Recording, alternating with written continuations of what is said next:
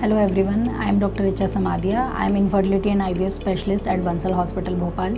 आजकल कोई कपल जब इनफर्टिलिटी से जूझता है और ट्रीटमेंट के लिए आगे बढ़ता है तो उसके सोर्स ऑफ इन्फॉर्मेशन कई सारे होते हैं। कई सारे माध्यम से हमें जानकारी मिलती है इलाज के बारे में, जैसे कि कुछ इन्फॉर्मेशन हमें व्हाट्सएप से मिलती है, कुछ यूट्यूब से मिलती है, कुछ हम न्यूज़पेपर में देखते हैं, कुछ लोगों से सुन रखा होता है। तो ये सारी चीज़ें हमें कंफ्यूज कर देती हैं। तो आज इस वीडियो के माध्यम से मैं आईवीएफ से रिलेटेड जो भी मिथ्स हैं उनको क्लियर करूंगी और आपको फैक्ट से, इस ट्रीटमेंट से रिलेटेड जो सही फैक्ट्स हैं उनसे अवेयर कराऊंगी। सबसे पहला और सबसे कॉमन मिथ इस इलाज को लेकर ये है कि ये बहुत ही पेनफुल प्रोसेस है। तो मैं ये क्लियर करना चाहती हूँ कि इस इलाज में लगने वाले जो इंजेक्शंस होते हैं वो पेनफुल इंट्रामस्कुलर इंजेक्शंस नहीं होते हैं, बल्कि सबक्यूटेनियसली दिए जाते हैं। तो ये इलाज बिल्कुल भी पेनफुल नहीं होता है। दूसरा ये कॉमन मिथ है कि इस इलाज के दौरान आपको कंप्लीट बेड रेस्ट की या लंबे समय तक बेड रेस्ट की आवश्यकता होती है। तो ऐसा भी नहीं है। इस इलाज के ना ही तो इलाज के दौरान आपको कंप्लीट बेड रेस्ट एडवाइस किया जाता है, ना ही जब आपको प्रेगनेंसी आईवीएफ से रुकती है उस पूरे 9 महीने भी आपको कंप्लीट बेड रेस्ट की या लंबे समय तक बेड रेस्ट की आवश्यकता नहीं होती है।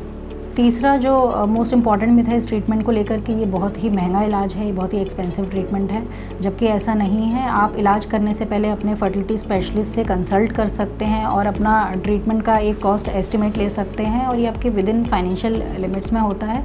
इस इलाज में बेसिकली जो खर्चा होता है उसको हम 2 भागों में बांटते हैं। एक तो इंजेक्शंस का कॉस्ट होता है और दूसरा लैब का खर्चा होता है। तो ये दोनों चीज़ें आप अपने इनफर्टिलिटी स्पेशलिस्ट से ट्रीटमेंट शुरू करने से पहले कंसल्ट करके ही आगे बढ़ते हैं। चौथा जो इम्पॉर्टेंट मिथ है इस इलाज को लेके कि आईवीएफ ट्रीटमेंट से हमेशा ट्विन प्रेगनेंसी ही होती है, ऐसा नहीं है। आईवीएफ ट्रीटमेंट में जब हम एम्ब्रियो ट्रांसफ़र करते हैं, यानी कि भ्रूण गर्भाशय में जब ट्रांसफ़र करते हैं, तो भ्रूण की नंबर, क्वालिटी, आपकी एज, जो कई सारे फैक्टर्स के बेसिस पर डिसाइड होता है कि भ्रूण का नंबर कितना ट्रांसफ़र करें। तो डिपेंडिंग ऑन दैट सिंगल या ट्विन प्रेगनेंसी आ सकती है। और जो एक बहुत ही इम्पॉर्टेंट मिथ है इस इलाज को लेकर कि ये इलाज 100% सक्सेस रेट देता है, ऐसा बिल्कुल नहीं है। इस इलाज का एक स्टैंडर्ड सक्सेस रेट जो है वो 45 to 50% होता है। इसके अलावा सक्सेस रेट कई सारे फैक्टर्स पर डिपेंड करता है, जो आपका इनफर्टिलिटी स्पेशलिस्ट आपको इलाज शुरू करने से पहले ही बता देता है। सो आई होप इस वीडियो के माध्यम से मैंने आपको इलाज से रिलेटेड सारे मिथ्स क्लियर कर दिए हैं। So if you are facing such problems,